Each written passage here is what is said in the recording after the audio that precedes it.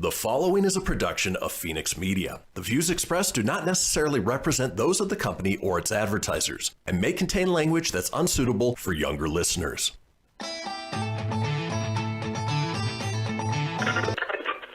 Laugh it up, fuzzball.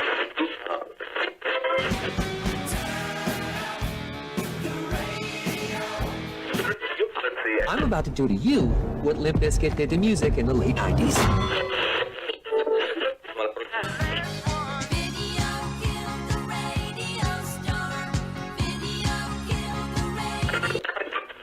Surely you can't be serious.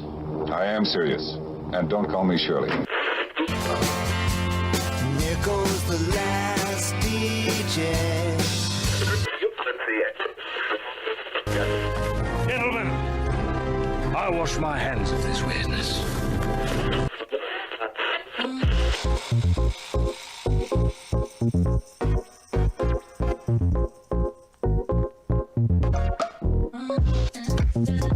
Hello, everybody, and welcome to another brand new episode of the Kristian Fenix Radio Show. It is Wednesday, February 17th. We are your daily dose of laughs and levity in a crazy, crazy world. I'm joined by my co-host, Mr. Tony Sanfilippo. Tony, how you doing this morning? Bruh. I'm doing good, man. Bruh. No, I'm up a little early today. Kind of got a little warm up. I got my tea ready, my Zip Fizz, my 10 years hoodie, ready to have a fun episode with you as we coast along this week. What more could you ask for, right? Well, a vacation. Well, yeah. Which we both have coming up, which is nice. Exactly. So. Yeah, and just to mention, as a programming note, all of next week will be best ofs of this show because Tony is headed out to Florida. I'm headed out to see my boys in Southern California over the weekend, and so we're going to take a little time off, and then we'll come back the following week refreshed and fresh-faced and whatever euphemism you want to use for... Yeah. You're going to the... we're going to be on the complete opposite sides of the U.S. Exactly. I'll be in America's penis. You're in Cali.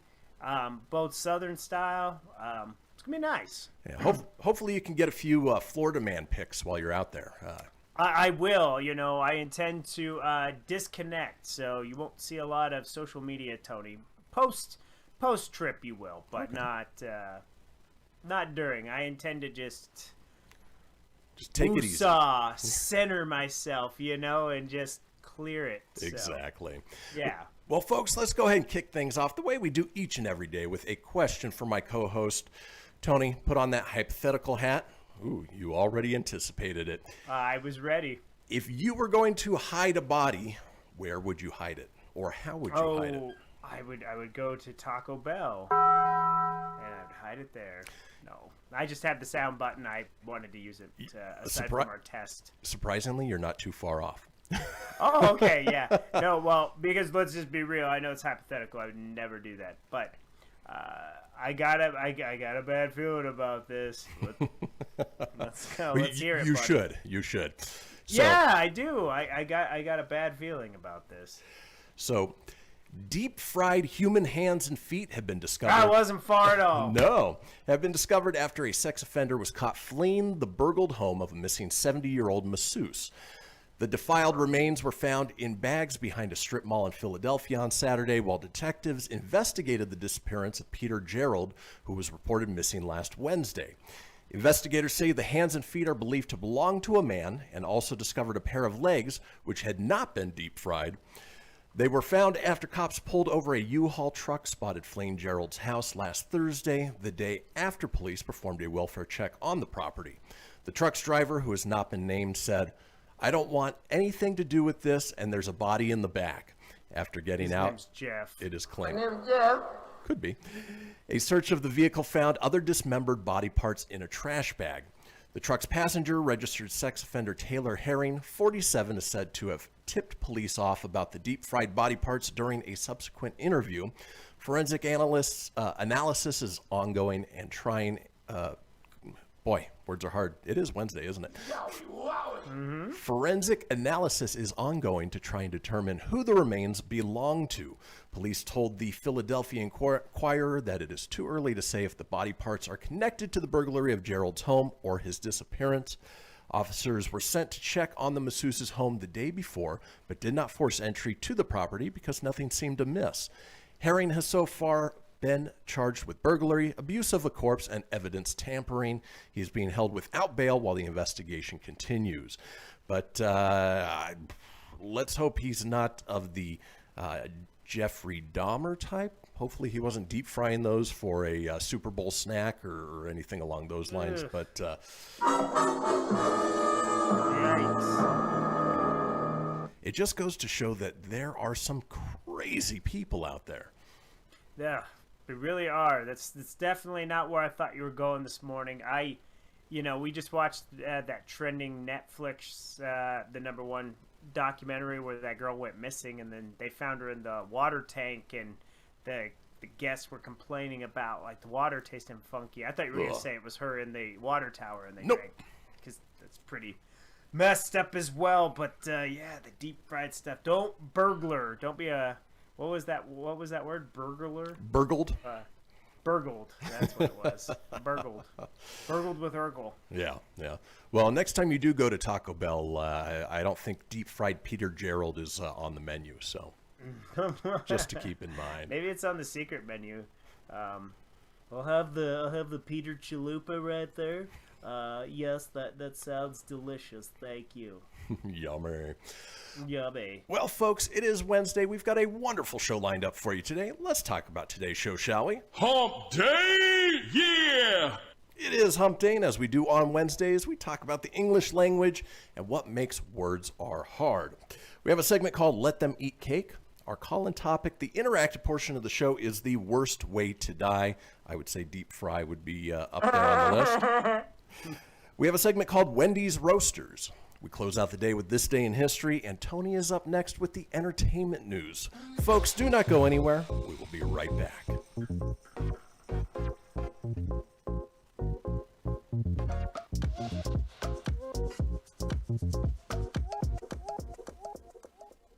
Welcome to Calvin's Barbershop. You all gotta see this. I don't even want to know what you're looking at on that phone. Well, you should. I was learning about the dangers of high blood pressure and that we need to get ours checked regularly. High blood pressure can increase the risk of heart attack or stroke, but this text program can help keep it at a healthy range. Just text Barbershop to 97779 to sign up. I'll get right on it as soon as I'm done with this baby panda video. Text Barbershop to 97779. A message from the American Heart Association and the Ad Council. It's important to plan ahead for emergencies, like the storm. When it kicked in, we had a plan.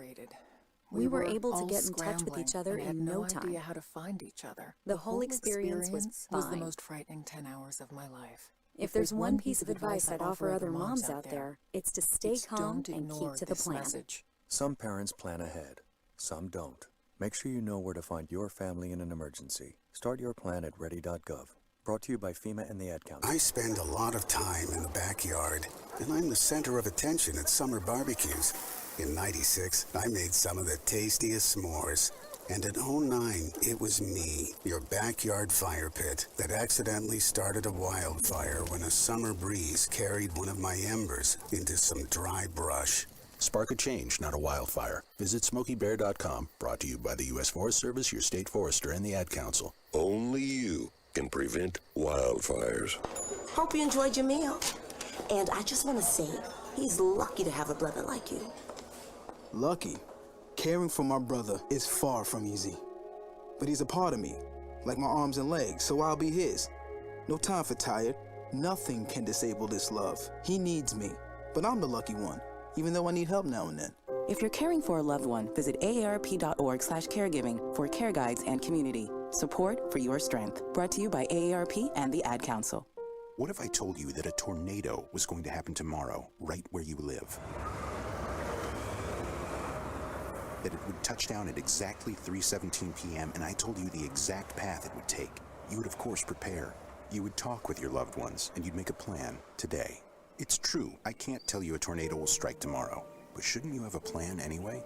Go to ready.gov/communicate and make your emergency plan today. Don't wait. Communicate. Brought to you by FEMA and the Ad Council.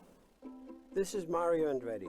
You know me as a race car driver, but I'm also a Meals on Wheels volunteer. I've raced against the sport's biggest personalities, but I've never met more vibrant, amazing people than the seniors served by Meals on Wheels. You can make a difference by dropping off a hot meal and saying a quick hello. So, America, let's do lunch. Volunteer your lunch break at americaletsdolunch.org. This message brought to you by Meals on Wheels America and the Ad Council. You're listening to Fenix Media. Listen live and explore more great shows at phoenixmedia.us.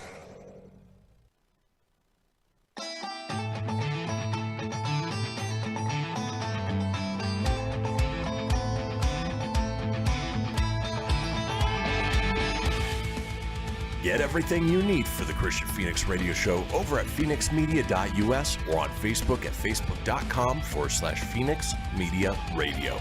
Now back to the show. And we are back, folks. This is the Kristian Fenix Radio Show on a Wednesday, February 17th. Now, we have a little thing we talk about each show. It is the Fenix Line, our 24-hour-a-day, 7-day-a-week voicemail line, giving you guys the opportunity to chime in on anything whatsoever. Maybe you deep-fried a human that you wanted to make disappear. We don't know, but we want to hear about it. Give us a call. Do we really want to hear about that? Yeah, maybe not. Give us a call, though, at 855-FENIX-RADIO. That's 855-FENIX-RDO or 855-336-4973. All we ask is that you keep it entertaining. We'll compile those together, put them out in a future show. Now, it is the second segment of this show, and Tony's here with the entertainment news.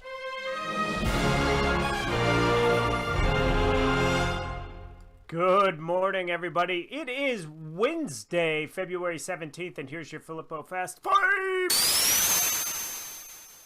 Oh, Rian Johnson, how you just ruined the Star Wars world. Well, why don't you come back? I got a bad feeling about this. Yeah, you should, because his trilogy is still in the works. Oh no! Excited?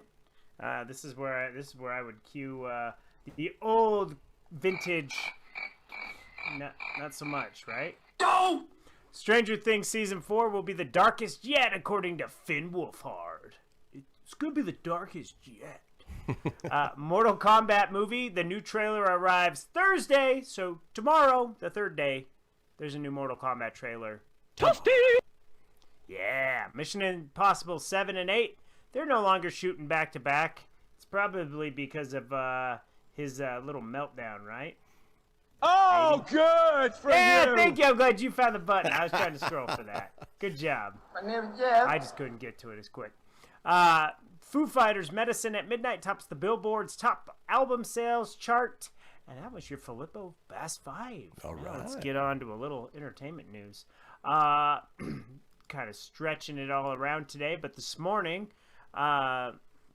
Disney had released the Cruella, if I could say that's going to be a hard name to say for me today, Cruella trailer was released this morning by Walt Disney, which in a way is kind of neat because it's a new trailer for a new movie. So, hey, I'll take it at this point. But the origin story of the iconic villain Cruella de Vil has finally arrived.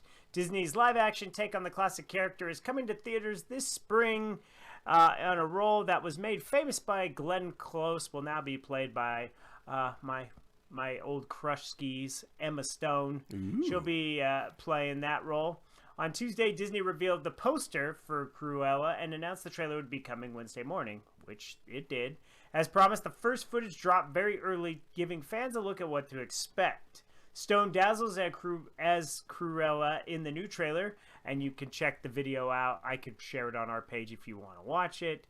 Emma Stone stars in Cruella along Emma Thompson, Mark Strong, Paul Walter Hauser, Joel Fry, Kirby Howell, and Emily Beachman. The film is directed by Tanya's Greg Chillette. Tanya. Tanya's. Is that what it is called? Tanya's? Yeah, that was the Tanya Harding biopic with Margot Robbie. Okay, Margot Robbie. Gotcha. Okay. I think that just the way that was just threw me off. I'm like, what movie was I? I'm Ron Burgundy. Craig Gillespie, and screenplay from Dana Fox and Tony McNamara.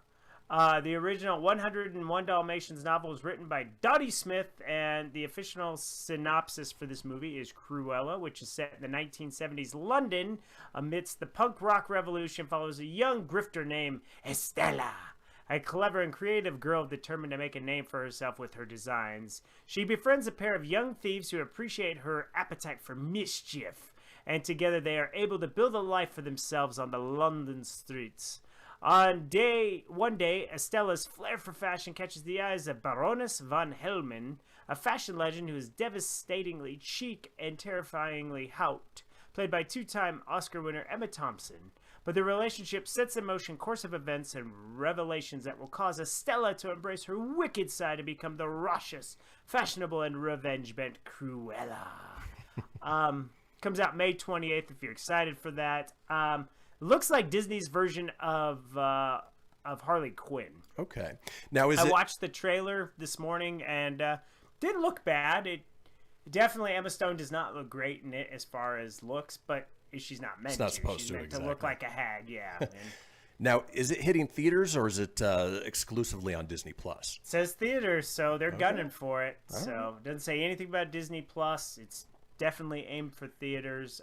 I welcome it. I think the trailer, I don't know if this is something anybody asked for, to be honest with you. I don't recall ever thinking in my head, wow, I really want to see an origin story of a Disney villain. Well, they did it with Maleficent, so, they're just moving on to Cruella.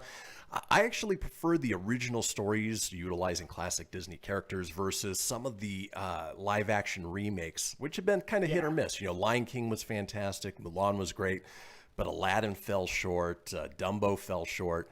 Aladdin was better the second time. Yeah.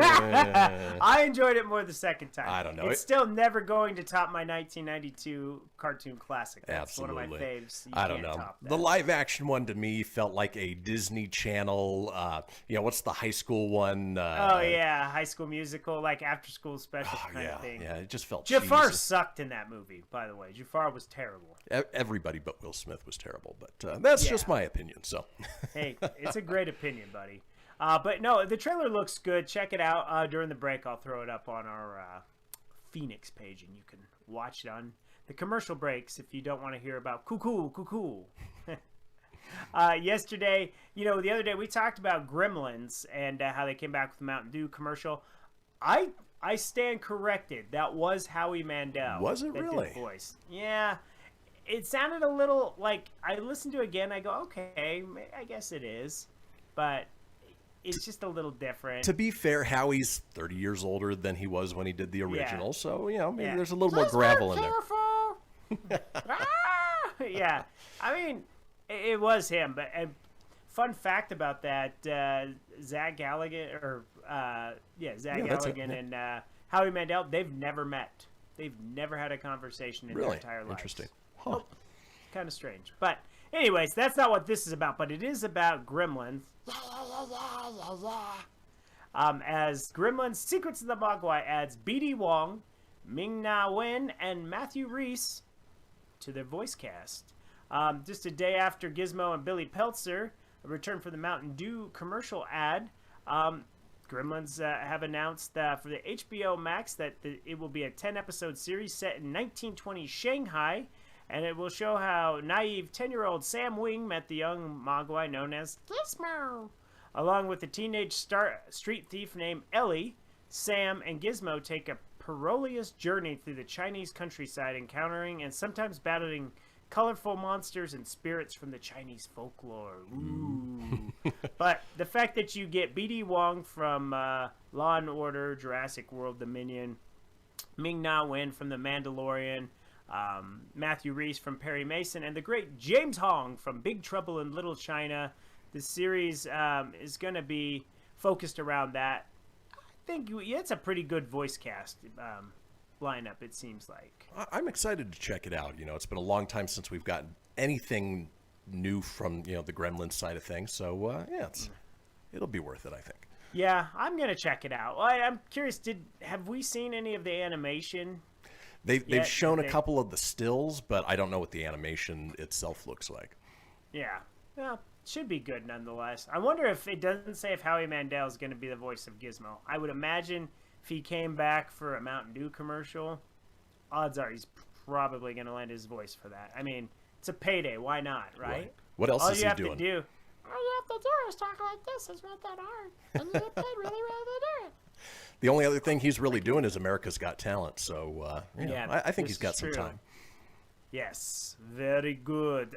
Today, at 2 p.m., Nintendo will have a Nintendo Direct. So I will cover what's going on with that tomorrow. But you can go to Nintendo's YouTube page to watch this. It's going to be roughly 50 minutes. It's going to be 5 p.m. Eastern, 2 p.m. Pacific. And then what to expect. Nintendo stated that this Nintendo will be strictly Nintendo properties, which is great.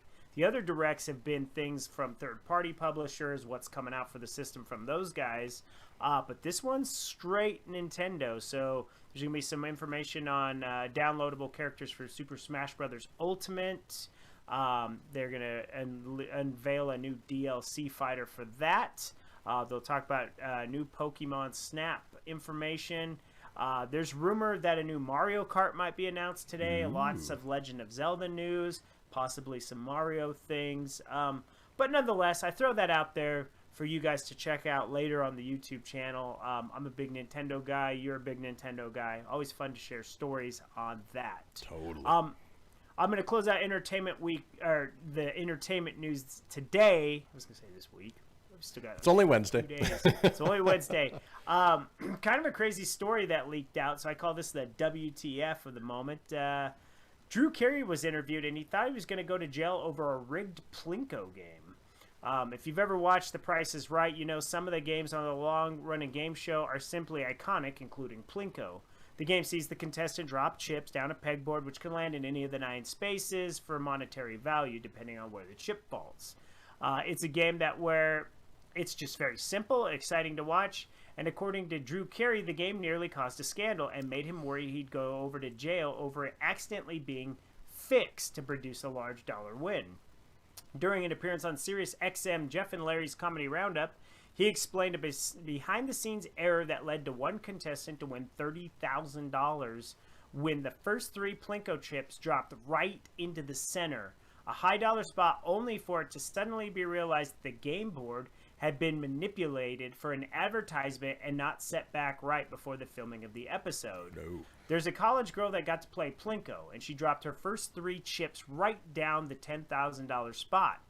People were on their feet, jumping up and down and cheering. I mean, the crowd was going wild. She dropped the 4th chip, and the floor director comes over, stops the chip, and leans into me and says, "The game is fixed." Fixing or rigging a game show is serious. Thanks to widespread rigging or quiz shows in the 50s, that was a major scandal at the time. Now federal regulations are in place.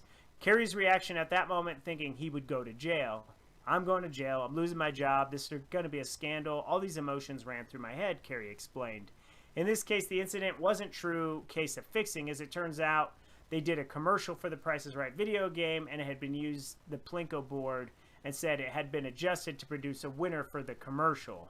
It simply had not been restored to original configuration. The error was caught and fixed. They refilmed the whole segment. The girl got to replay. However, due to something called standards and practices, she was allowed to keep $30,000 due to the error, and she played a real round of it and did not win, of course, nearly as much. Exactly. But kind of a crazy, random, just thing of Plinko there, man. It's, yeah, you can't mess with that stuff. It's you watch the movie Quiz Show and you'll see exactly why. Yeah, it's nuts. You can't do it. But nonetheless, that was your entertainment news, and we'll roll through the birthdays. There's just quite a bit. It's my birthday! Oh yeah! Former high-flying Chicago Bulls shooting guard known as Air Jordan. He is considered to be like the greatest basketball player of all time. He's a 6-time NBA champion, 6-time NBA Finals MVP, and a 5-time NBA MVP. Michael Jordan is 57. Singer-songwriter who gained his attention for a 2011 song, The A-Team, went 4 times platinum. His 2014 single, Thinking Out Loud, earned him 2 Grammys. Ed Sheeran is 30. Socialite Paris Hilton, that's hot. She's 40. Do you have time to listen to this basket case wine, or should you take a dookie on a holiday on the Boulevard of Broken Dreams? Just wake them up when September's in. If you had the time of your life, Billy Joe Armstrong of Green Day is 49. And then I can't say all the fun stuff for the rest, so I'm just going to say their names and ages. Jason Joseph Gordon-Levitt is 40. Denise Richards is 49, if you can believe that. Let's see. Larry the Cable Guy is 58. Get her done. Michael Bay, horrible filmmaker of the Transformers series, is 55.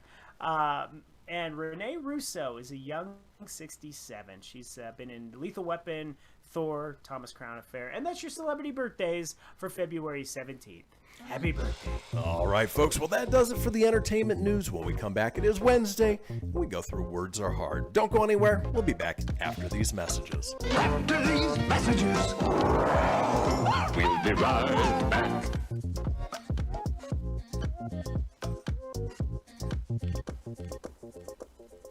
Okay, what are you wearing right now? Nothing. That's right. So mommy's gonna teach you how to dress yourself. Underwear always comes first, name tag at the back, then pants, then shirt. Get the first button in the right hole or you have to start all over. Socks going first, then shoes, right on right, left on left. With shoelaces, just take the ends, cross them over, switch the loops, the rabbit goes down the hole, pull tight, and you're left with bunny ears. Got it? Why are your pants on your head?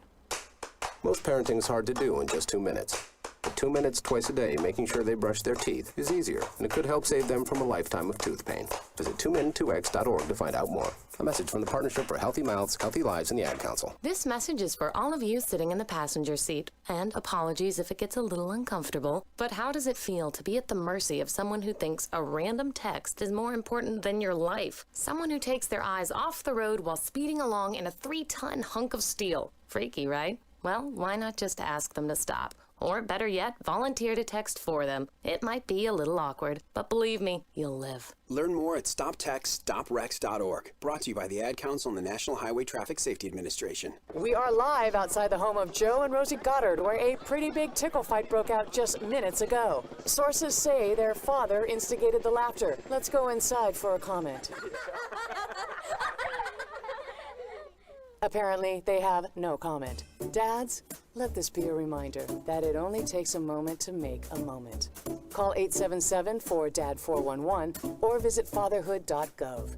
Brought to you by the U.S. Department of Health and Human Services and the Ad Council. How's it going? I'm having a stroke. Are you going to shake my hand? I'm having a stroke. Wow, you're not even moving your arm. I'm having a stroke. When someone is having a stroke, they may not be able to say it with words, but their body language will tell you loud and clear. Look for FAST. F, face drooping. A, arm weakness. S, speech difficulty. T, time to call 911 immediately. Know the sudden signs. Spot a stroke fast. Visit strokeassociation.org. Brought to you by the American Stroke Association and the Ad Council. Hello, Kubo. What have you got planned for today? Come on, this way. Adventure can be found anywhere, but the best place to start is in the forest. It's the most powerful magic there is. Head outside to discover incredible animals. Wow. And beautiful plants that come together to create an unforgettable adventure. So grab your loved ones and explore a world of possibilities. Visit discovertheforest.org to find the closest forest or park to you. Brought to you by the Ad Council and the U.S. Forest Service. My teacher said that we should have a plan in case of an emergency. Do we have one? First thing I'm gonna do is grab a flashlight with dead batteries. I'm going to start randomly throwing clothes in the bag. You two will be hiding in the closet and Dad won't be able to find you. And that's when we both start crying. Uncontrollably. Can you pass the cutlets? Winging it is not an emergency plan. Make sure your kids know what to do during an emergency. Who to call, where to meet, what to pack. Search Ready Kids at nyc.gov or call 311. Brought to you by the New York City Office of Emergency Management and the Ad Council. You're listening to Fenix Media, the future of broadcasting. Listen live at phoenixmedia.us.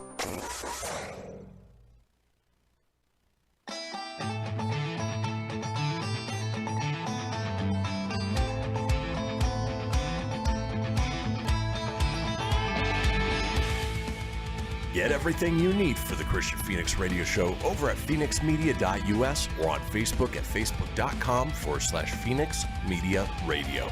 Now back to the show. Indeed. This is the Kristian Fenix radio show on a Wednesday, February 17th. Now, we are all over social media with many of you watching us as we speak on Facebook Live or YouTube Live. Now, if you want to get a hold of us on social, I'm available at facebook.com/Kristian Fenix Radio. That's Kristian with a K, Fenix with an F, radio, of course, with an R, or on Instagram and Twitter at Fenix Media Radio. Tony's available at facebook.com/Tony.Sanfilippo. That's SANFILIPPO.94, or on Instagram at Tony.Sanfilippo81.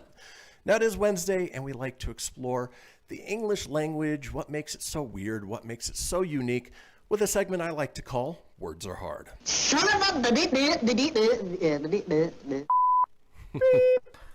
name's Jeff. So in today's Words Are Hard, we're going to run down some of the most commonly mistaken or confused words with one another. So Tony, I'm going to give you two words and see if you can tell me the meaning of both and how they relate to each other. So, for instance, our first one is the words are imply and infer. Okay, so imply means you have a meaning towards something. Infer, I don't know about infer. Okay, all right, you're not too far off. So imply and infer both have to do with communicating and understanding information. But when you imply, you're the speaker, you're giving the information. When you infer, you're the listener or the reader receiving the information. In other words, imply means to suggest something or hint at it without saying it outright. Infer means to conclude something based on signals or evidence you've picked up, ones that aren't explicitly expressed. So in a sentence, she implied that she wanted a raise instead of asking for it bluntly, but the manager inferred from her comments that she'd quit if she weren't paid more. Hopefully that clears things up a little bit. Roger, Roger. Let's move on. We're talking Words Are Hard. We're talking commonly confused words. Tony, the next two words are eminent and imminent. Well, eminent, I'm not sure what that one is in that terms, but imminent means like there is incoming, whether it's danger or something's imminent coming, like you're going to be let go or it's imminent that you're going to be leaving, whatever, however you want to use it, but it's something that's about to happen. Pretty close, pretty close. So imminent means something is about to happen, just like you said, while eminent means distinguished or standing out. Some linguists think that both words come from the same Latin root word mons, or mountain, which makes sense. Eminent and especially preeminent people, eminent with the prefix pre meaning supereminent, jut out from the crowd, and imminent things loom before us as we near them. So she is an eminent doctor. The CEO's arrival is imminent, so get ready. No, that's good, yeah. Didn't know the other one, but definitely I've been able to, I knew what the other one was. Well, the good news is you paid at least a little attention in English class, right? A little bit. Let's keep moving on. Not much in school. We're talking Words Are Hard. Commonly confused words. Now here's a threefer for you, Tony. Ensure, assure, or insure. Okay, ensure is like a it's like an old people's protein shake. Not right, ensure. No, when you and I insure, so insure is obviously like insurance. You're covered, you're taken care of. Ensure, the middle one is I assure you that things will be okay. I'll keep my word. I will follow through. But the one with the protein shake, I totally just making a smart ass joke because I don't know on that one. That's okay. So ensure, the protein shake, basically means to make certain. Assure means to reassure, to give confidence to someone. Insure is to arrange for monetary compensation in the case of an unfortunate event. Boy, words are hard today. Three words with three different meanings, and just to make it more complicated, sometimes there's an overlap in the meanings. For example, particularly in the UK, assure can mean insure, but for the most part, the basic definition should be followed. Used in a sentence, I assure you that I will ensure that I have insurance on my house. It's a lot of sures. That's a lot of sures up in there. It really is. Yeah. Let's keep moving on. Words are hard. I just love that soundbite. We're talking commonly confused words. What about the words advice and advise? Okay. Advice is I'm going to give you just my take on the situation, and I'm just going to give you my opinion on that. Advise is, those are very similar.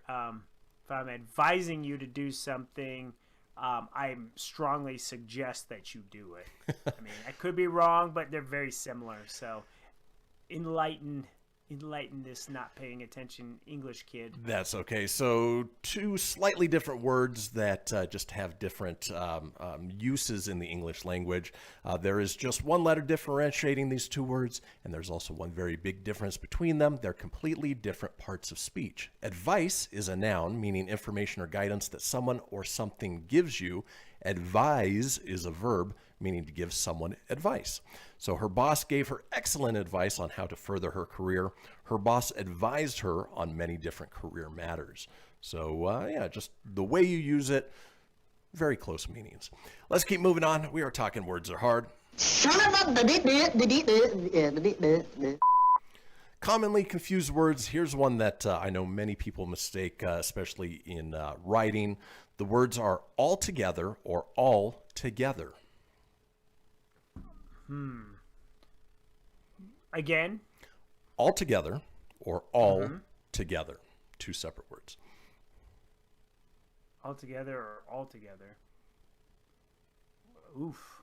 Well, I know all together just means you can, like, whether you have a group that, like, everybody's there in the same room, or in all together is making sure that all the pieces are there. Like, if you're assembling something, do you have it all together? Boy, you are... or... I was going to and say... the other one's mentally just having it. Is it all there? Do you have everything mentally checked? You are... I'd give you the points on that I dance around it, right? It's not 100%, but it's like 90%. Maybe, like, if you give me a push, maybe 95. I'll give you the points. So people get these two mixed up all the time. Altogether, the single word... I had to overthink that. ...is an adverb meaning completely or entirely. All together, two separate words, is a phrase meaning all in one place or all at once. Words that look and sound the same can be altogether confusing, or all together now, sing along with me. So, you know... I hate that song, just FYI. There you go. I don't know why. I just never have liked that song. But that's why we do this Words Are Hard, because, you know, it is weird how, English as a language just comes together. We understand it because we grew up with it for the most part, but it is definitely difficult. You should also, like, I love the Porky soundbite, but I would love it if you found the Thundercat one where he F's up. Ah, that would be a good one. Mix that with it? Yeah, just saying. Well, folks, that does it for Words Are Hard. When we come back, we have a segment called Let Them Eat Cake. That sounds delicious. Arr! Don't go anywhere. We'll be right back.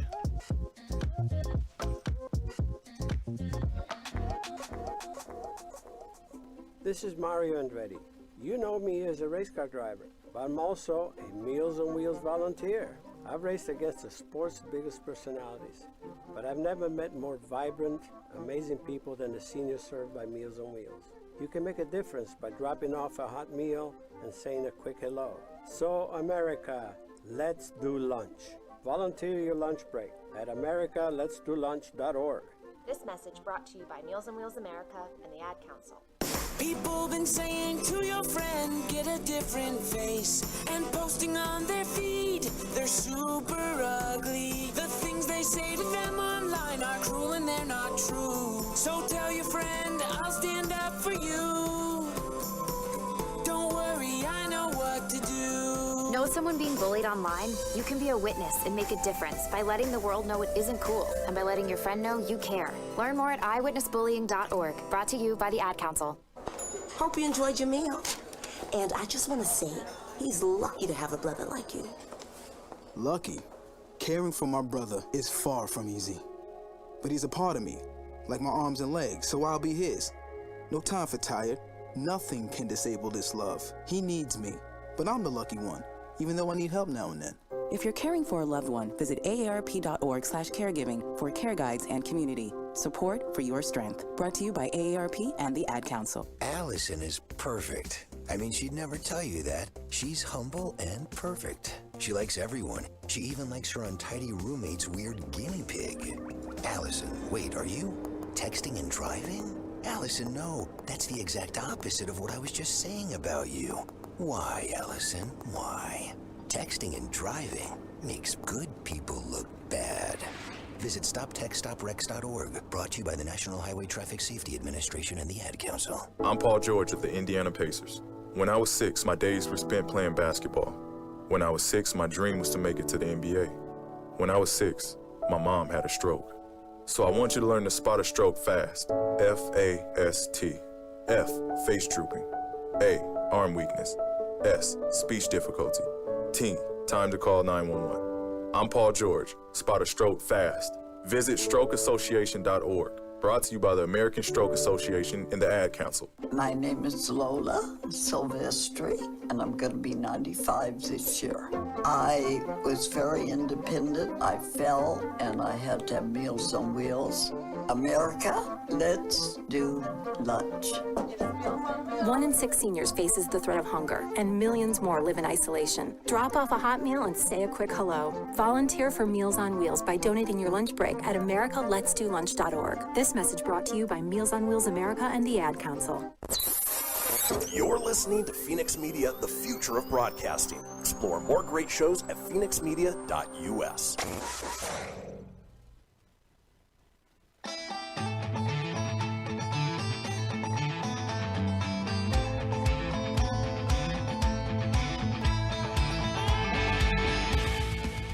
Get everything you need for the Kristian Fenix Radio Show over at phoenixmedia.us or on Facebook at facebook.com/Fenix Media Radio. Now back to the show. And we are back. This is the Kristian Fenix Radio Show on a Wednesday, February 17th. Now we reached the final segment of the first hour, but don't fret, there is still plenty ahead with our second hour, including the interactive portion of the show, where we're asking you, what is the worst way to die? Keeping things on a positive note today.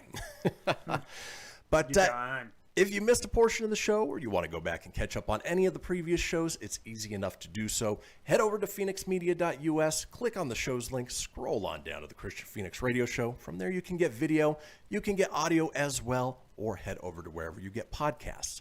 Apple, Google, Stitcher, Spotify, Anchor, Breaker, TuneIn, iHeart, about 20 in all. While you're there, be sure to subscribe. That way you always have the latest episode. Leave a review, let us know what you think, and tell your friends, because sharing is caring. Now in this segment that I've titled Let Them Eat Cake, we're talking about people who hilariously messed up, bakers specifically, on cakes that birthday, graduations, celebrations, whatever it is, they messed up in a most glorious way. Now, Tony, working at Costco, you guys have a bakery department. You take custom orders to some degree. Have you ever seen a fabulous just fail on a cake? Yep. It was my going away cake. It was, I didn't understand it. It said, don't forget I think it was supposed to say, don't forget Tay-Tay or something like that. Because I think my morning merch manager, or one of my teammates in mornings, she was a manager, and her English might have come off a little different. So it looked like, don't forget the tatas is what it looked like. Because I used to have that big crush on Taylor Swift. And, used to? And yeah, well, I still do. But you got like, so it's supposed to say Tay-Tay. She would have been T-A-Y, but it said Tata. And the balloons that were on there look like giant titties. So they were, I don't know if I could say that on our show, sure, but I just did. So they're just these giant balloons that look like boobs, and it said, don't forget that. And it was like in the break room for everyone to see. And it was like, what the hell's the tatas? And they're giving me, crap about it. And I'm like, I didn't order this cake. Like, I'm supposed to just be balloons and say, don't forget Tay-Tay. But it said, don't forget the tatas, and it was the titties. So that's perfect. That's the one I personally have had. I'm sure there's been some bad ones. I used to date a baker in the bakery, and she didn't share too many fail stories. But okay, well, I would imagine, there are things that don't quite come out so good. But I'm excited because I'm sure you got a list. Oh, yeah. And I'm sure there's pictures, and we're going to crack many jokes at these, so I'm looking forward to this. Yeah, and I'll be sharing this on our Facebook page for you guys to go and check out. I'll be describing them in the audio portion of the segment, but in this case, all of these bakers were essentially Ron Burgundy. They wrote whatever was on the teleprompter, so let's go ahead and get into it. Like what I read, baby. Yummy! I Tanya's? What movie is that? For instance, this one, it's a beautiful white cake, and then it's got this like half crescent, it's like a chocolate drizzle with these little like ganache pieces on it. Ganache. Beautiful. And then somebody, of course, writes on there, will be collected by Albert. Oh, no. Don't know what the celebration is for, but we know who collected it. No, man, they messed up. So that one was Albert probably put in the order, or like there was a special request saying like Albert will pick it up because they do that at work. But the fail on the decorator, ouch. Oh, yeah. Oh, well, that's a fun one because then you can be like, hey, remember that time we collected that Albert cake? Right. Good times. You know, you can always just BS and make it fun. You got to run with that. That's a fail. What would that be one's gonna... even worse is that if it was for somebody else, not Albert, but of course the cake says collected by Albert. It's Alberta! Nope, it's Albert. Done. Let's move on with our next one. Get in my belly! Oh, this one, again, a beautiful chocolate cake. Has yellow writing on it. And Tony, have you ever, maybe on a card or a piece of paper, started writing something out and then realized at the end that you don't have enough space, so you try squeezing in the last few words into that little space that you do have? Yeah, people I'm sure hate it. They're like, oh, this card from Tony, it's so nice. I can understand what the hell is he saying. Oh, God. It started out great, yeah. I do that sometimes. I'm like, I'll start here, and then it's just too tiny, and I'm like, oh. Well, in this case, I try to write slow because the penmanship, if I go quick, is real bad. In this case, you get both Ron Burgundy and somebody who ran out of space. It says, "Happy Birthday, China," and then candles and knife. Just trying to squeeze in that last little bit. Apparently, they needed a candle, candles and knife for the cake, but not on the cake, written out and not crammed into that little space. So. Somebody missed the mark on that one for sure. Just a bit, right? Yeah. Let's move on. We're talking let them eat cake. Yummy! Tony, it is no surprise, obviously, if somebody looks over your left shoulder. You are a huge Denver Broncos fan. Your other left. Yeah, I know. I did that on purpose. Oh, sure. I used to have Broncos stuff over here, too, but not no more. So if somebody was to make you a Denver Broncos cake, what would you imagine it looked like? Well, it would have a big D in the middle, D for the logo, but, the old school. Or it would have, maybe it would have, like, the little Bronco head, typically orange. I would imagine it'd be orange and blue, maybe some footballs, something along those lines. Okay, fair enough. Well, this one was for a Dallas Cowboys fan. The instructions were Dallas Cowboys star, happy birthday, Travis. Of course, they didn't make a Dallas Cowboys star. They wrote the word Dallas Cowboys star, happy birthday, Travis. Pretty sure Travis doesn't play for the Dallas Cowboys, so. Yeah, no. Maybe he's dreaming he was. There you go. There you go. All right, let's move on. We're talking let them eat cake. Get in my belly! Again, another Ron Burgundy, beautiful chocolate cake, little hearts all over it. The instructions were translated directly onto the cake saying, happy birthday on it, thank you. Pretty sure all they wanted was the happy birthday part, but they added the on it, thank you. Yeah, that one's just good. Moving on, let them eat cake. Yummy! Here's a few that fall in this category. Now, at Costco, do they have the ability to print out like an image that you give them to place on the cake? No, they don't do that at Costco, but King Soopers does. Okay, all right. Yeah, the ex-wife, she was really big on Hayden Christensen, who played Anakin, and I remember I made her a cake with Hayden's face on it. Well, it was Anakin. When he was the bitchy, whiny one from the second one, and it said "Eat me" on it. It was pretty cool looking cake. Well, everybody's seen them. You can take a photograph and then obviously print it out onto like an edible thing that they put on top of the cakes. Well, somebody provided a photograph to a baker of what they wanted the cake to look like. Of course, it was a photograph of a previous cake on a wooden table. It's got like a little smiley face with X's in the eyes, and it says, nobody likes you when you're 23. Well, instead of recreating that cake, the baker printed out the image that they provided as an example and put that on top of the other cake. Why? Oof. Fail. Let's move. I was going to say, along those lines. Get in my belly! Here's another one where somebody, again, provided a picture as an example. They wanted the baker to make the cake look like a Nintendo Switch.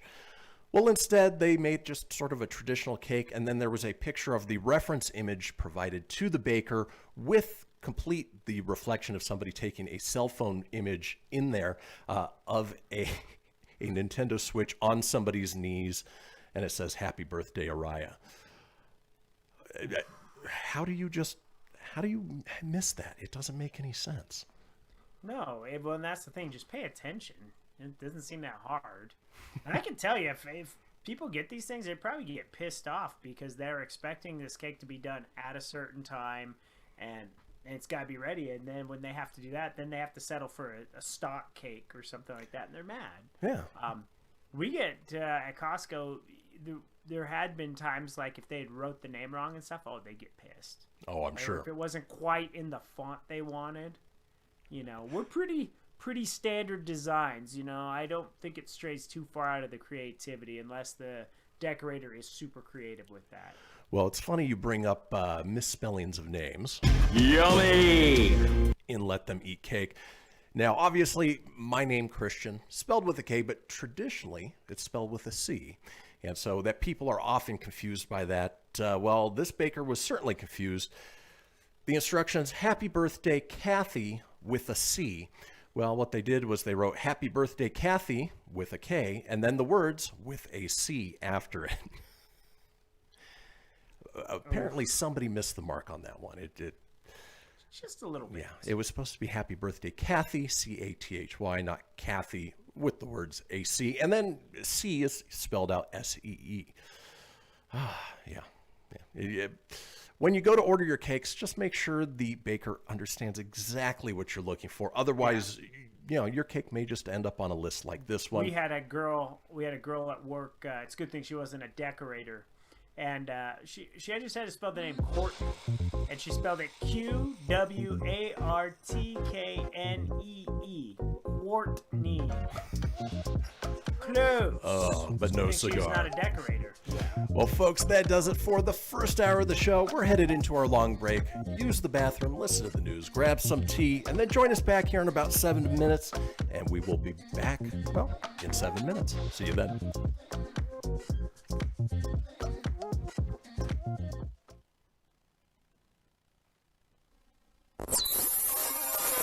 You're listening to Fenix Media. Listen live and explore more great shows at phoenixmedia.us. Hamilton was adopted from a rescue in 2008. He really likes to be around people. I get out my mat and I'm doing a downward dog and he's underneath. He's quite the pug about town. He gets invited to a lot of parties. He knows he's a pretty big deal. Look at this little face. How could you not love him? Hamilton the Pug, Instagram star and shelter pet. Amazing adoption stories start in shelters. Visit theshelterpetproject.org to find a pet near you. Brought to you by Maddie's Fund, the Humane Society of the United States, and the Ad Council. You make sure his toys don't have any sharp edges. You taught her what to do when the smoke alarm goes off. You do so much to keep your child safe. But are you using the right car seat for your child? Car crashes are a leading killer of children ages 1 to 13.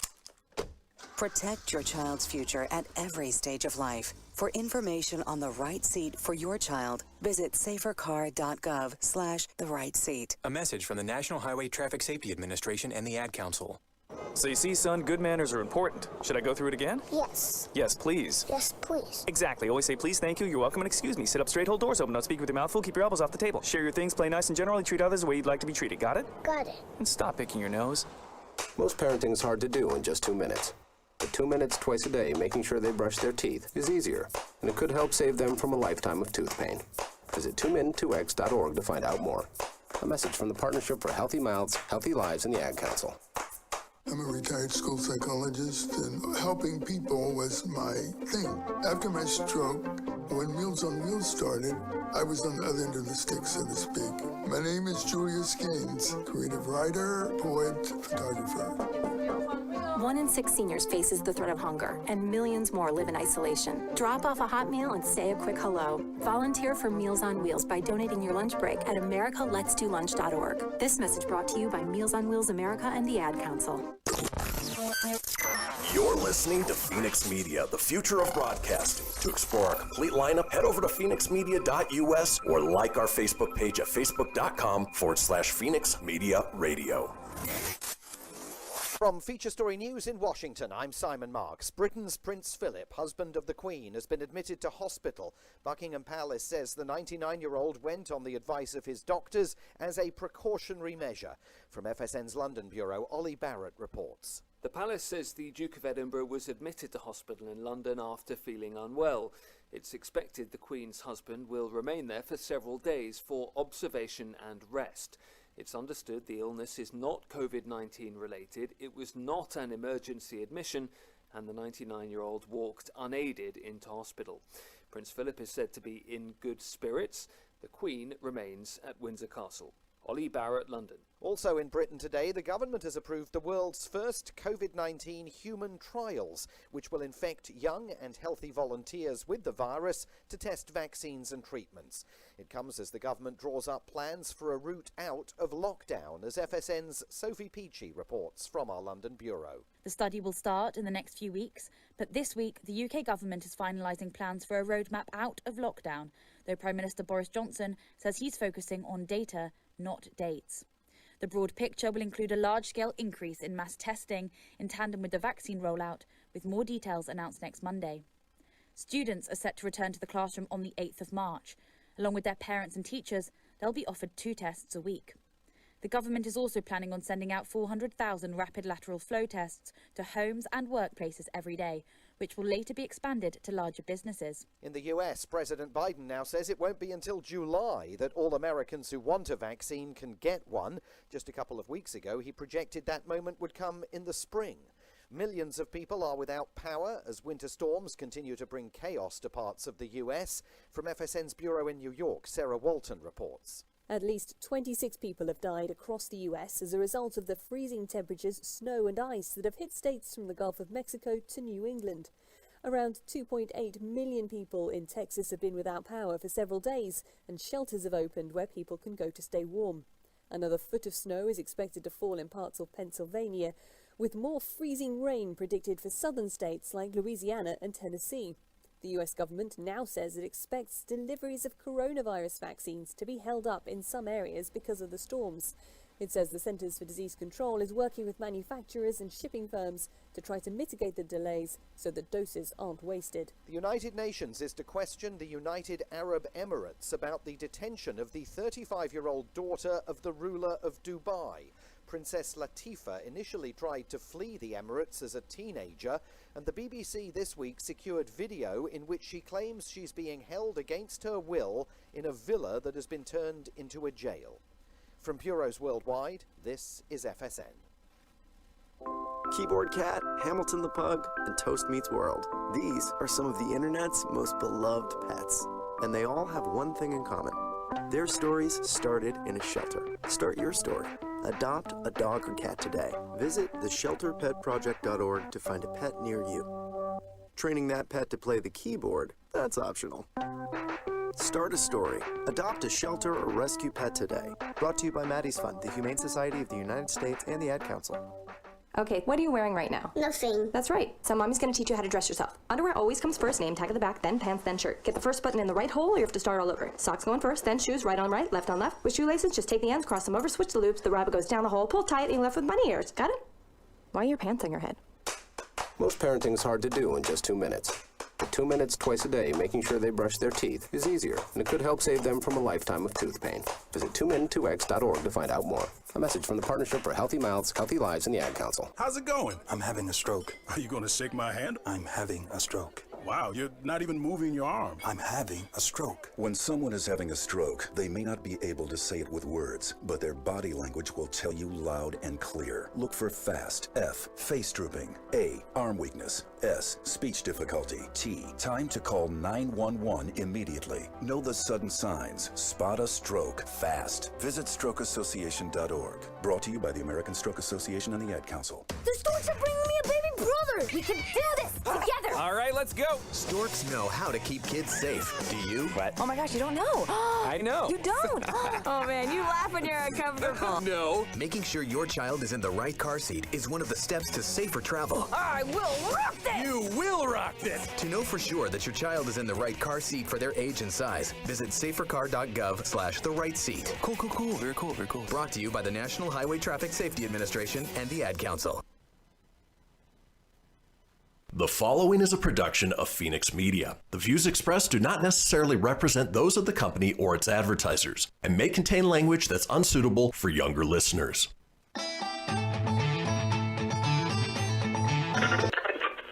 Laugh it up, fuzzball.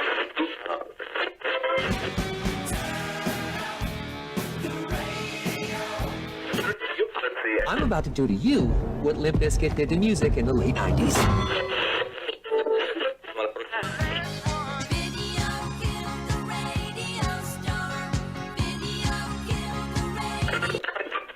Surely you can't be serious. I am serious. And don't call me Shirley. Here goes the last DJ.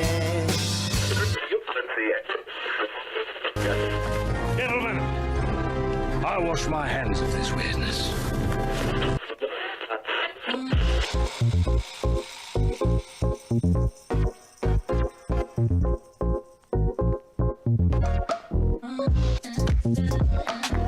Welcome back, everybody, to the second hour of this episode of the Kristian Fenix Radio Show on a Wednesday, February 17th. We are your daily dose of laughs and levity in a crazy, crazy world. Still joined by my co-host, Tony Sanfilippo. Tony, you ready for the fastest hour of the day?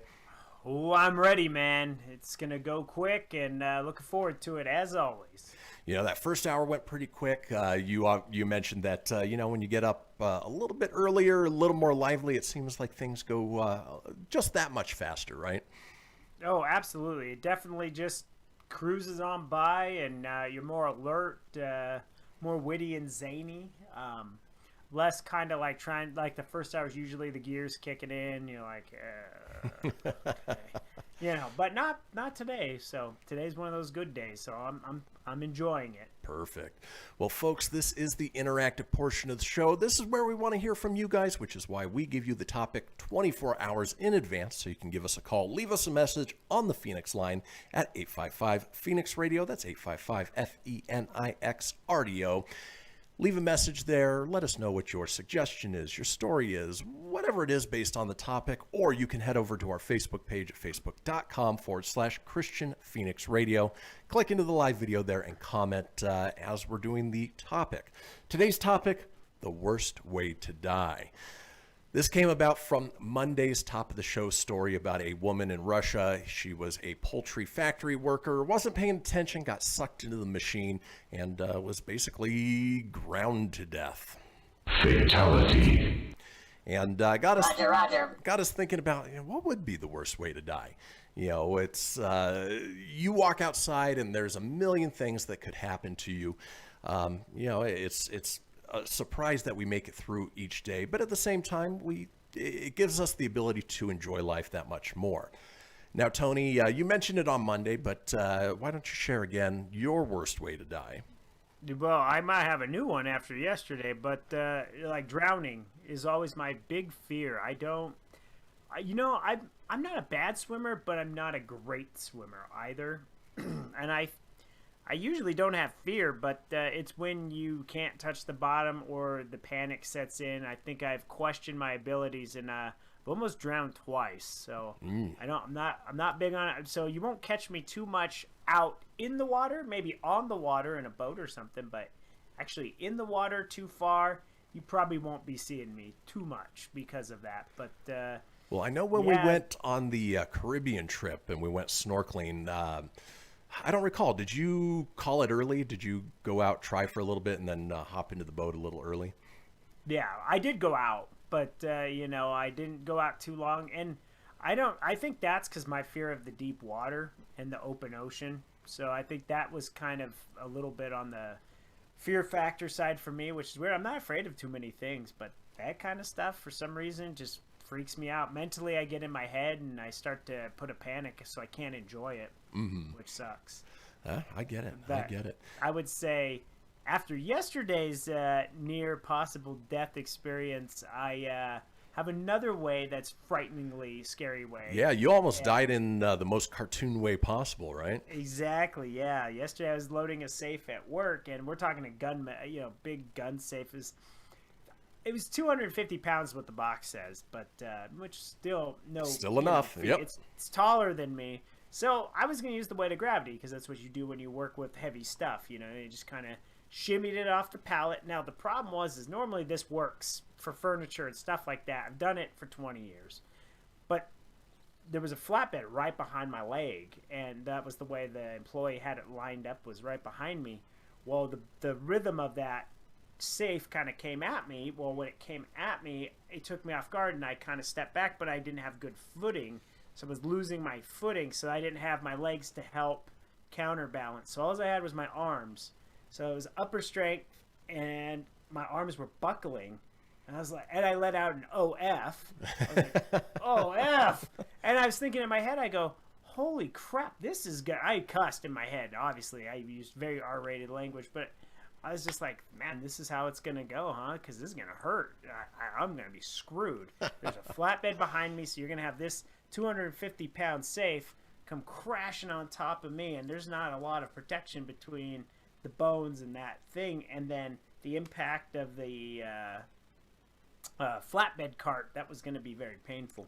But luckily an employee had come by, seen me struggling, came by, helped with the weight. We were enough to push it up, and then the employee was able to spin the flatbed, and then we nicely let it down on this flatbed. But not to say I had a little thing. I was laughing about it the whole time, and everyone's like, oh my God, are you all right? I'm like, yeah, I'm good. I'm good. I'm not going to lie. It was definitely a little like, an OS moment, for sure. Totally. So. And no sign of Wile E. Coyote anywhere? No, not yesterday. But yeah, man, it was a very something that quick, and it's so random. Yeah, that's all it takes. Well, folks, we are talking worst way to die. Fatality. We want to hear from you guys, so go ahead and chime in on our Facebook page at facebook.com/Kristian Fenix Radio. Go over to the live video there. Comment with your pick for the worst way to die. Yes, I know it's an uplifting topic on this Wednesday morning, but folks, you know what? We're having fun with it. Don't go anywhere. When we come back, it is all about you. We'll see you guys in just a few.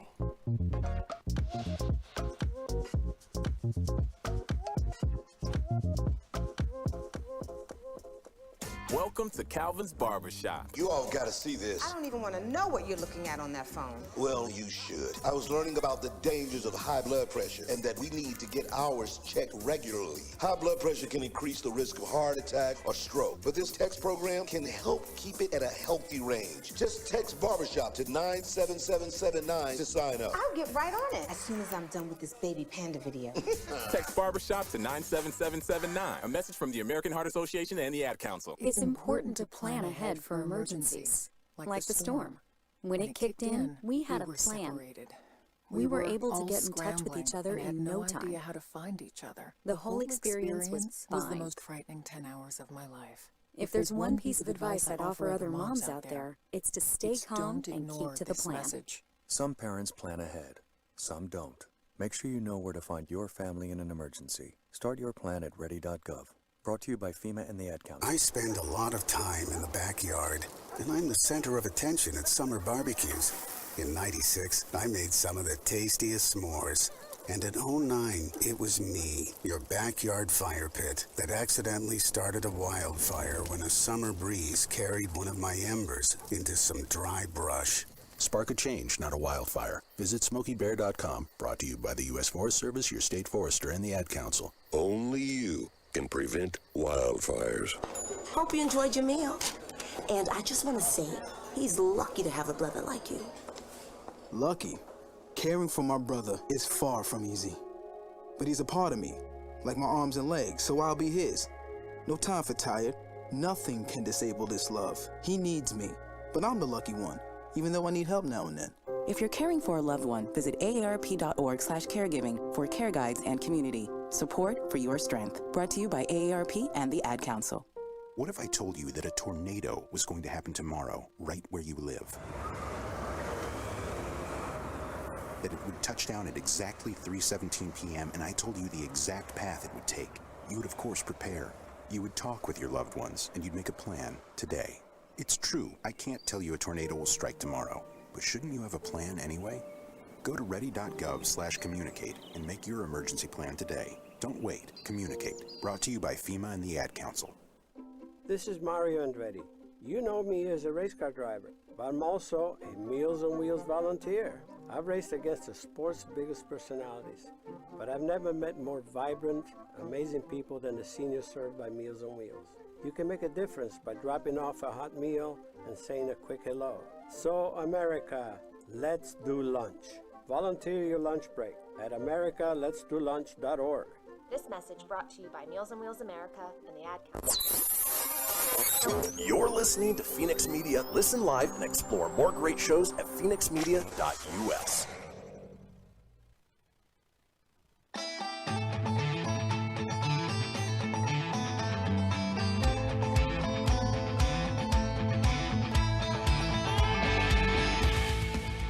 Get everything you need for the Kristian Fenix radio show over at phoenixmedia.us or on Facebook at facebook.com/Fenix Media Radio.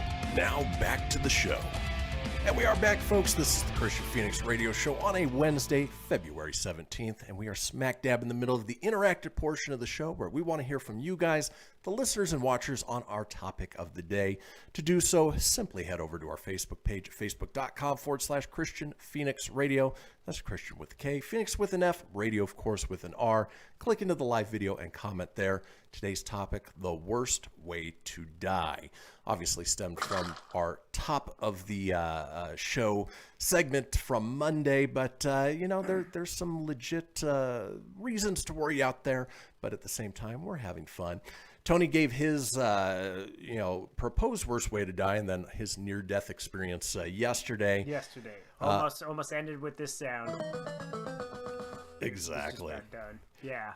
For me, I mentioned, quicksand would actually, for me, be the worst way to die because it is like drowning, but instead of water filling your lungs, it's scratchy sand. I don't have a fear of death per se, more about the pain associated with it. So anything where there'd be sort of prolonged pain would be not ideal to me. Burning to death, for instance. Oof. Not a whole lot of fun. But that's what we're talking about. Worst way to die. Fatality. Tony, I assume you had a couple people chime in on your end about what their picks are.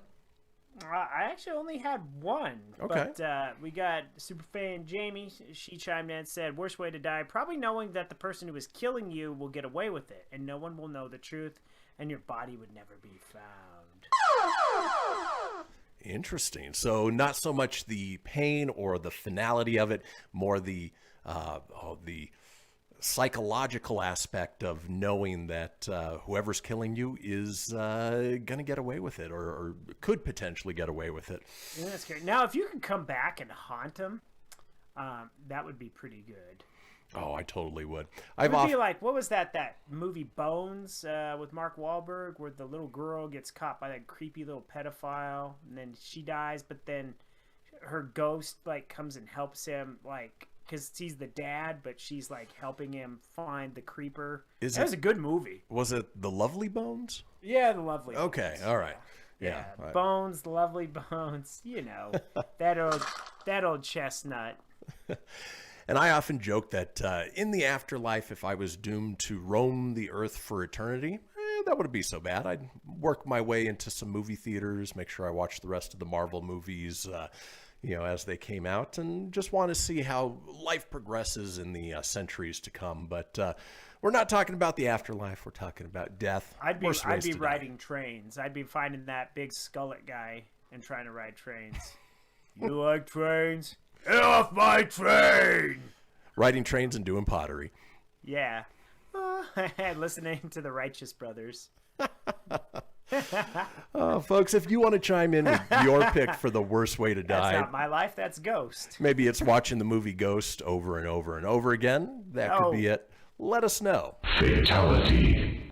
While we are waiting for you to chime in, something that I pulled up was the most despicable medieval torture devices just because, you know what, we have to have a little bit of a backup, and every time I see one of these, it just makes my butthole pucker. It's my hole. These things were awful, and you can't even imagine that they were part of pretty much everyday life back in the Middle Ages. For instance, there's the Spanish tickler, not to be confused with the French tickler.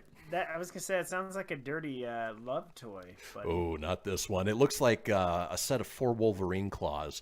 But it's not to be confused, like I said, with the French tickler that we've all got tucked into our bottom of our sock drawer for anniversaries.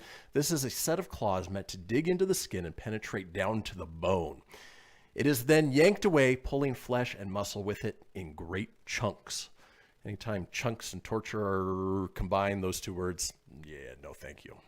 No, I'm picturing Freddy Krueger and all that. What's with kids today, huh? No respect. Would not be fun. Welcome to prime time, bitch. We're talking worst ways to die. Fatality.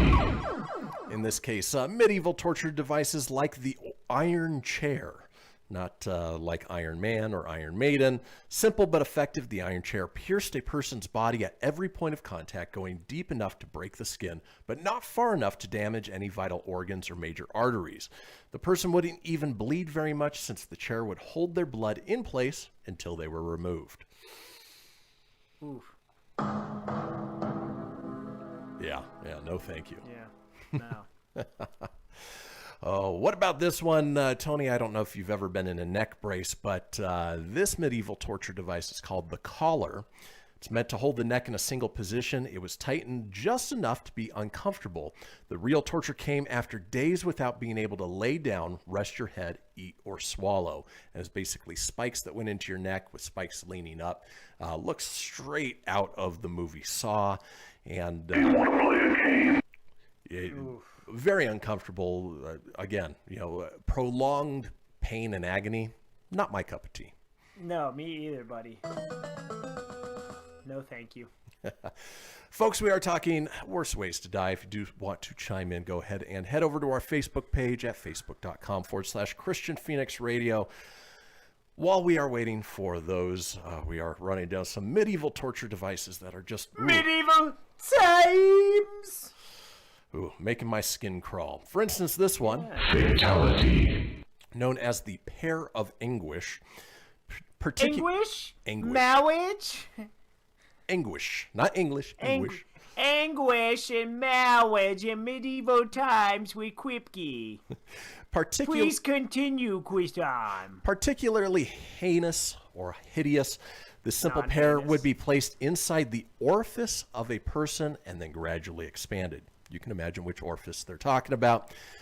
The kindest use was in a person's mouth, where it would ultimately shatter the skull, causing death. More gruesome is when it was used on other parts in the lower half of the body, which were rarely fatal but excruciating. Ugh, Mortal Kombat style, man. Ooh, yeah. Fatality. No, thank you. Ugh. Some excruciating pain there. I think after this segment, I'm going to need to go take a nice hot shower and Because this is how you think in your head. Yeah. Another painful death is if you play baseball, it's getting signed to the Colorado Rockies, or in football, getting signed to the Houston Texans. I see what you're doing there. Yeah, those are some painful deaths. Your career going right down the shitter right there. It's just going. All right, folks, we are talking worst way to die, running down some worthy medieval torture devices. For instance, the brazen bowl, a brutal method of slow cooking. A hollow metal bowl would be cast with a special gate on the side. Victims were placed inside while a fire was lit in beneath the belly. A vent at the nose allowed the person to breathe, but also amplified their screams to sound like a bull's bellows. You were essentially cooked to death. Yeah. Yeah. Yikes. Let's keep moving on. We're talking worst ways to die, medieval torture devices. Fatality. Medieval time. This next one is called the lead sprinkler. a small ball on a handle. The sprinkler would be filled with molten lead or boiling oil and then used to dribble the searing liquid onto a person's body. Usually this torture ended whenever the torturer felt like pouring molten silver into the victim's eyes, killing them. Dunzo. Yeah, no thanks. No thanks. No. All right, let's keep moving on. Worst ways to die. Medieval torture devices. Fatality. This one called the Shrew's Fiddle, an example of a pillory type. Fiddle with my shrew. A pillory type device that was mostly used for women who tended to nag. Ooh. Since men weren't bright enough to argue back then, they would then stick the lady in this hideous contraption, which didn't allow her to feed herself and left her open to whatever cruelty the person felt like dishing out. And yeah, all of these were like handcuffs that restrained people, and people were awful back then. I mean, people are awful now, but But back then, yeah, they're like, well, how can we come up with the even crueler way to just? I can't believe that. It's. Well, just do a cutesy little one for that one. this one I think would probably be the worst one of them all. Yes, medieval torture devices. Fatality. Called the Judas Cradle, not to be mixed up with Judas Priest, but another fixture that shows the fascination of ancient torturers with people's bathing suit area. The Judas Cradle is a massive pyramid Judas that would be inserted into the anus or vagina of the victim, who would then be lowered onto it, stretching them out grotesquely. It was basically this pyramid that they'd be slowly lowered onto, and you can only imagine the horrors of it. Ugh. And then finally, worst ways to die, medieval torture devices. Fatality. This one called the breaking wheel. The wheel didn't actually play much of a role in the torture, as it was merely the thing people were strapped to. Here they would be tied in awkward poses, then have their limbs smashed with iron cudgels. And of course there's pictures to go along with it. Sounds like a bunch of hot dates that I don't want to be a part of. I'm just not into that type of BDSM, Tone. No, we're good, man. As I mentioned, I will put this on our Facebook page if you want to check out the article. Not the most pleasant, but just gives you a sense of how far we've come in the 1,000 or so years since those times. But folks, that does it for this portion of the show. When we come back, we've got a segment called Wendy's Roasters. A little bit more lighthearted, a little bit more fun. Don't miss it. We'll see you guys in a few.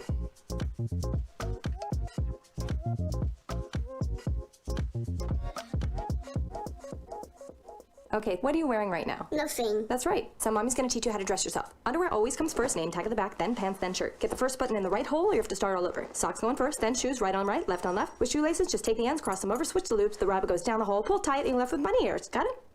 Why are your pants on your head? Most parenting's hard to do in just 2 minutes. But 2 minutes twice a day making sure they brush their teeth is easier, and it could help save them from a lifetime of tooth pain. Visit 2min2x.org to find out more. A message from the Partnership for Healthy Mouths, Healthy Lives, and the Ad Council. This message is for all of you sitting in the passenger seat. And apologies if it gets a little uncomfortable. But how does it feel to be at the mercy of someone who thinks a random text is more important than your life? Someone who takes their eyes off the road while speeding along in a 3-ton hunk of steel. Freaky, right? Well, why not just ask them to stop? Or better yet, volunteer to text for them. It might be a little awkward, but believe me, you'll live. Learn more at StopTextStopWrecks.org. Brought to you by the Ad Council and the National Highway Traffic Safety Administration. We are live outside the home of Joe and Rosie Goddard, where a pretty big tickle fight broke out just minutes ago. Sources say their father instigated the laughter. Let's go inside for a comment. Apparently, they have no comment. Dads, let this be a reminder that it only takes a moment to make a moment. Call 877-4DAD-411 or visit fatherhood.gov. Brought to you by the U.S. Department of Health and Human Services and the Ad Council. How's it going? I'm having a stroke. Are you going to shake my hand? I'm having a stroke. Wow, you're not even moving your arm. I'm having a stroke. When someone is having a stroke, they may not be able to say it with words, but their body language will tell you loud and clear. Look for FAST. F, face drooping. A, arm weakness. S, speech difficulty. T, time to call 911 immediately. Know the sudden signs. Spot a stroke fast. Visit strokeassociation.org. Brought to you by the American Stroke Association and the Ad Council. Hello, Kubo. What have you got planned for today? Come on, this way. Adventure can be found anywhere, but the best place to start is in the forest. It's the most powerful magic there is. Head outside to discover incredible animals. Wow. And beautiful plants that come together to create an unforgettable adventure. So grab your loved ones and explore a world of possibilities. Visit discovertheforest.org to find the closest forest or park to you. Brought to you by the Ad Council and the U.S. Forest Service. My teacher said that we should have a plan in case of an emergency. Do we have one? First thing I'm gonna do is grab a flashlight with dead batteries. I'm going to start randomly throwing clothes in the bag. You two will be hiding in the closet and Dad won't be able to find you. And that's when we both start crying. Uncontrollably. Can you pass the cutlets? Winging it is not an emergency plan. Make sure your kids know what to do during an emergency. Who to call, where to meet, what to pack. Search Ready Kids at nyc.gov or call 311. Brought to you by the New York City Office of Emergency Management and the Ad Council. You're listening to Fenix Media, the future of broadcasting. Listen live at phoenixmedia.us.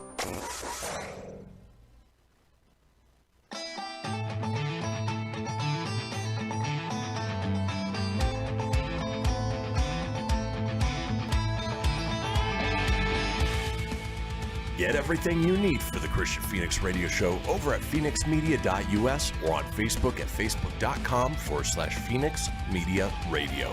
Now back to the show. And we are back, folks. This is the Kristian Fenix Radio Show on a Wednesday, February 17th. Now, we talk about it a couple times each show. It is the Fenix Line, our 24-hour-a-day, 7-day-a-week voicemail line, giving you guys the opportunity to chime in on anything whatsoever, including the interactive portion of the show, which we just wrapped up. Slightly uncomfortable, but very interesting nonetheless. Tomorrow's call-in topic, not quite as serious. It is, what would you give up for $1 million? Something to wrap your head I would around. take a safe to the flatbed.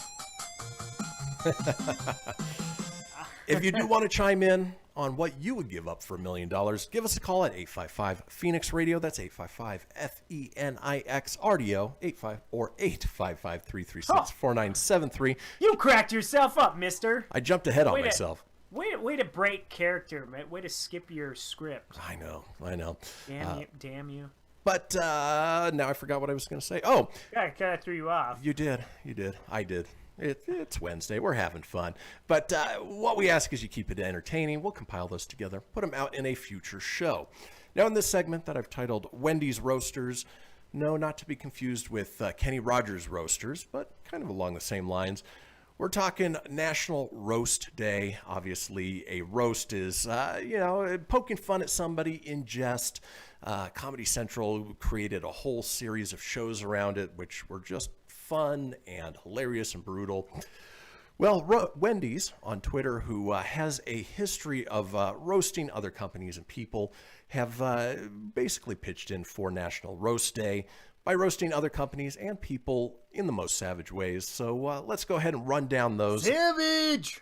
And see how they roasted other companies. For instance, Windows, Microsoft Windows asking for it, says, "All right, Red, see if you can roast us into a blue screen of death." To which Wendy's replies, "When God opens a window, another one crashes." Boom shakalaka! It's true. That's good stuff. Oh, for sure. It's no Apple operating system, but they're not wrong. Well, let's move on. We're talking Wendy's Roasters. History Channel reaches out and says, on this day in history, the History Channel was roasted. Let's hear it. To which Wendy's replies, "How's it feel knowing all your ratings come from nursing homes that lost the remote?" He's on fire!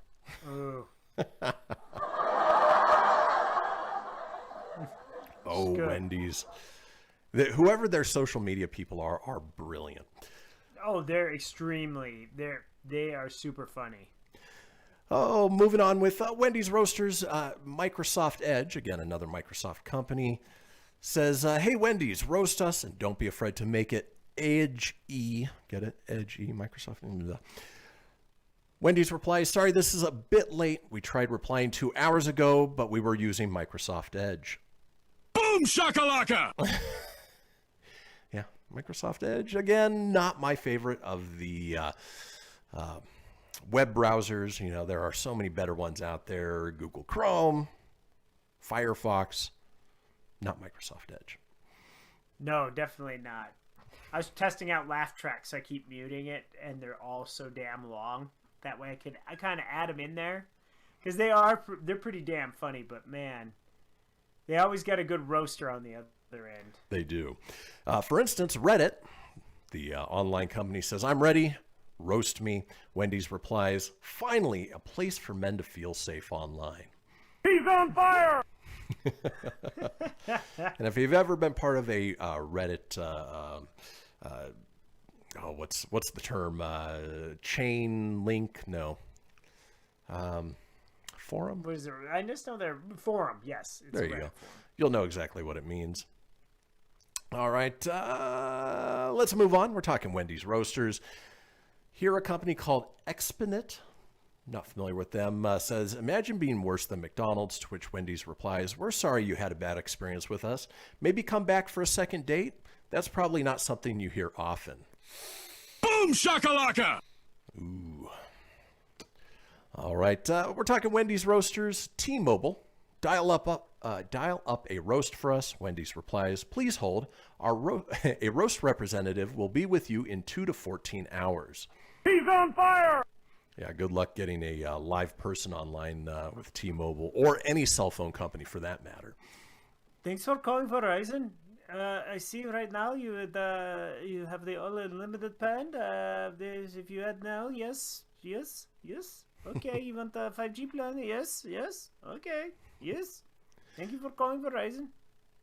Let's move on. We're talking Wendy's Roasters on National Roast Day. The Roasters! Here you have Twitter user David Walter, who is a weatherman, says, by National Roast Day, do you mean the delicious roast beef sandwiches from Arby's? Oh, he tried his own roast there.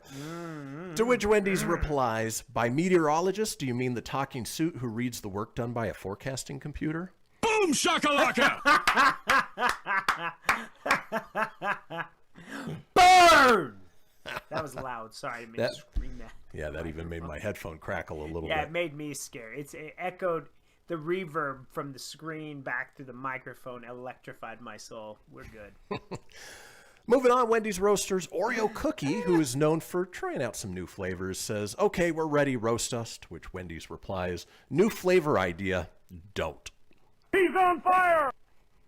Oh, man. Yeah.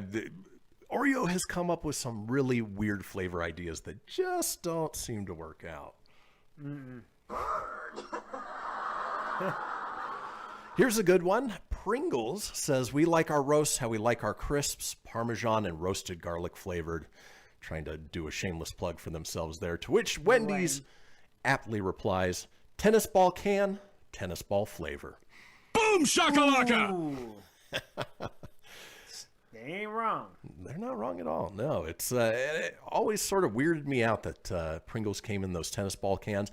And regardless of the purpose of them trying to keep them all in one piece, by the time you got to the middle of that can, they were always shattered into a million pieces. Yes. And then you're like trying to get your hand down to the bottom of that damn thing for the thing when realistically you should just dump it. Yep. And, my gargantuan hands can barely fit into the top of it at this point. So, yeah.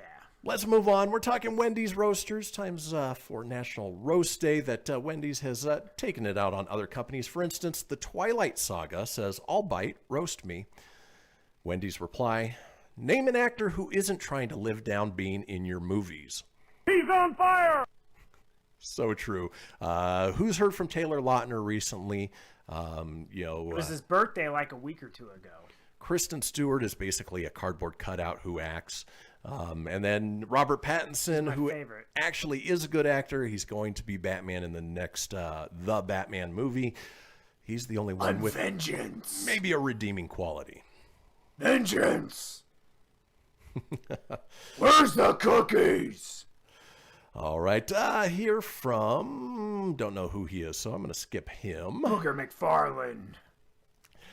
All right, Twitter user FlyersSZN, talking Philadelphia Flyers, says, that seals the deal. I'm no longer a Wendy's customer. This restaurant is an utter embarrassment to the industry of fast food. I officially will not be supporting them financially, nor will I eat there ever again.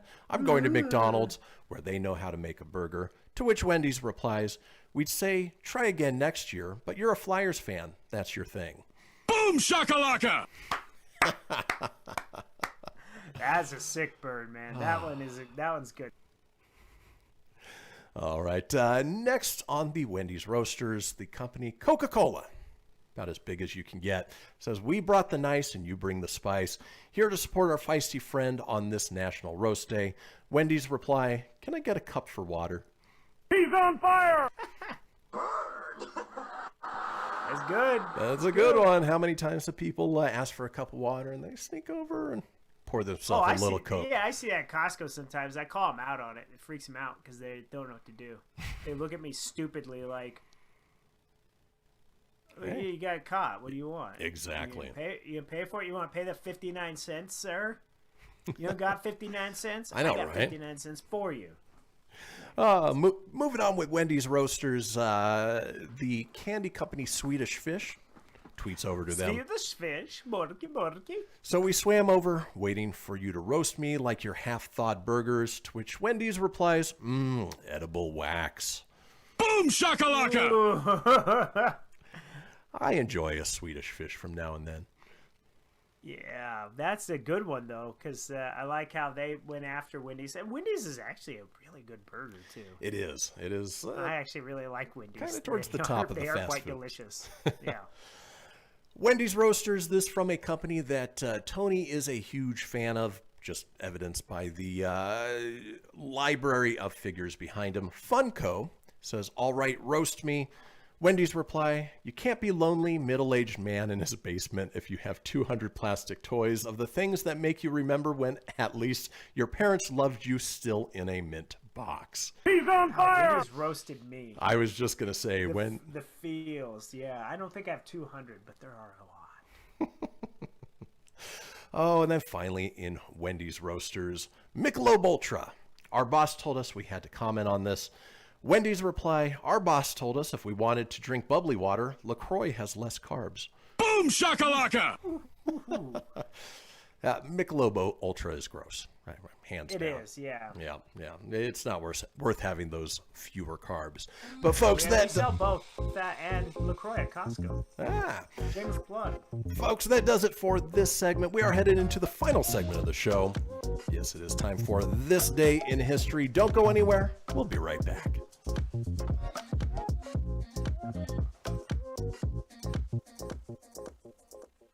This is Mario Andretti.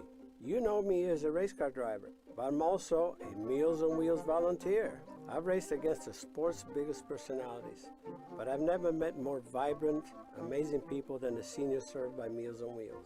You can make a difference by dropping off a hot meal and saying a quick hello. So, America, let's do lunch. Volunteer your lunch break at americaletsdolunch.org. This message brought to you by Meals on Wheels America and the Ad Council.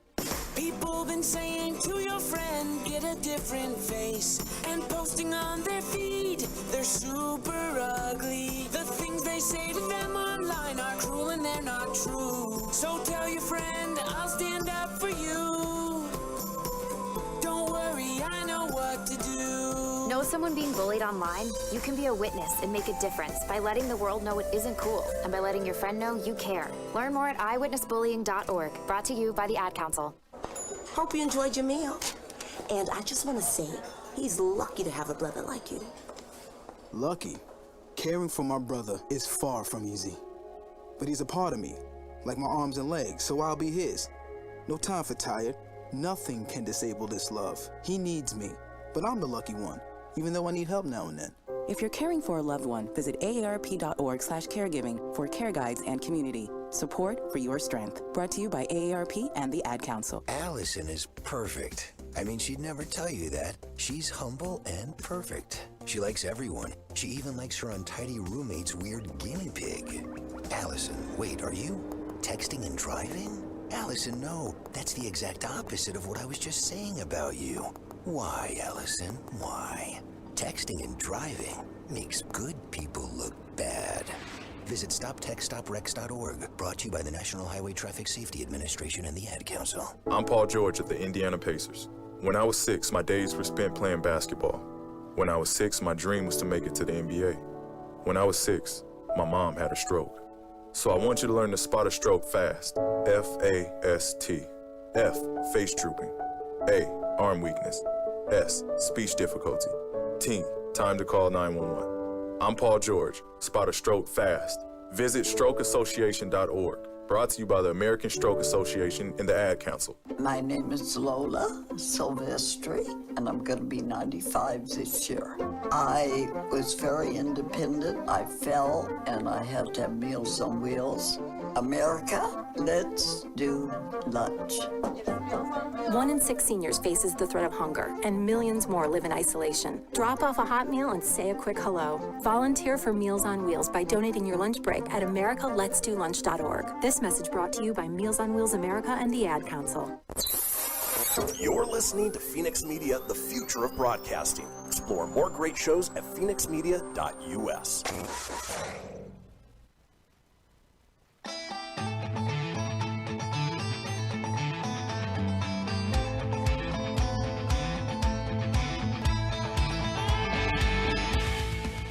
Get everything you need for the Kristian Fenix radio show over at phoenixmedia.us or on Facebook at facebook.com/Fenix Media Radio. Now back to the show. Well, folks, we've made it to the final segment of this episode of the Kristian Fenix radio show on a Wednesday, February 17th. Now, if you missed a portion of the show, you want to go back and catch up on any of the previous shows, it's easy enough to do so. Head over to phoenixmedia.us, click on the show's link, scroll on down to the Kristian Fenix radio show. From there, you can get video, you can get audio as well, or head over to wherever you get podcasts. Apple, Google, Stitcher, Spotify, Anchor Breaker, TuneIn, iHeart, Doozer, Dozer, Geezer, Gozer. Are you a god? No! Not into the pit! It burns! Feel the burn! That's what happens when you're not a god. Doomed. We're all doomed. Doomed it. Now you feel the burn, man. Now, while you are there, be sure to subscribe. That way you always have the latest episode. Leave a review. Let us know what you think. And tell your friends. Because why, Tony? Sharing is caring. Sharing is caring, which is why we do this segment at the end of each show. Drop a little knowledge on you. Hopefully make you laugh at the same time. It is time for This Day in History. Crossing the globe for the stories that turn the world on its head. It's This Day in History with your correspondent on the beat, Kristian Fenix. Thanks, Siri. All right. Kicking off This Day in History, this day in 1510, Portuguese Admiral Alfonso de Albuquerque first conquers the city of Goa, entering it with little conflict. I don't know where Goa is, and I assume that his name Albuquerque relates to New Mexico in some way. Possibly. That dude has a Gandalf beard. I am Alfonso de Albuquerque, and thou shalt not pass the gates of the city of Goa. And one day Volbeat will write a song called Boa. Let's move on. This day, 1621. In history class, you always heard this name, but always hard to associate what it's with. Miles Standish is elected as the first commander of the Plymouth colony. Yes, he was one of the ones that came on the Nina, the Pinta, the Santa Maria, or is it the Mayflower, and established We Plymouth. should bring back the bitchin' like weird coffee filter. The little neck frillies, yeah. Yes. If peeing your pants is cool, consider me Miles Standish. I see what you did there. This day in 1776, the first volume of Edward Gibbon's seminal work, The Decline and Fall of Roman Empire, is published. Oh, Mr. Gibbon, he looks like a garbage pail kid. He looks like the Pillsbury Doughboy. Yeah, he does. Don't make fun of me. I wrote the decline and fall of Roman Empire. Moving on. I'm such a mean. I picture Porky Pig right there. I'm a jerk. That's all right. You know what his response to that would be, though.